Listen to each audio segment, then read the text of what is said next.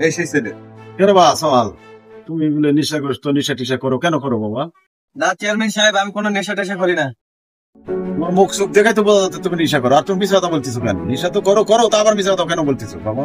তুমি এগুলা নেশা টেশার করো না বাবা, তোমাকে দেখে আরো সমাজে 10টা সওয়াল ফল নষ্ট হয়ে যাচ্ছে। এগুলো করা যাবে না, কারণ তোমার জীবনের জন্য ক্ষতিকর। তোমার বাপ মাকে বলে দিব যেন যেন এগুলো নেশা টেশার না করে, এবং তুমি ভালো হয়ে যাবে বাবা, এইটুকুই বললাম।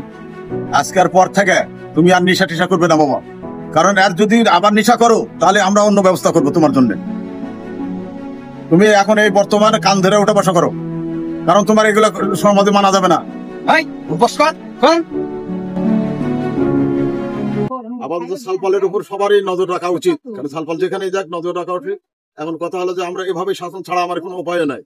এখন এভাবে মনে করে সতর্ক বিনা থাকা লাগবে, এবং সবাই দেখা লাগবে যে আমরা ভালো আছি কি একজন নেশাগ্রস্ত করতে নাকি, এগুলো দেখে শুনে রাখা লাগবে। সালপাল টালপাল সব, তাছাড়া উপায় নাই।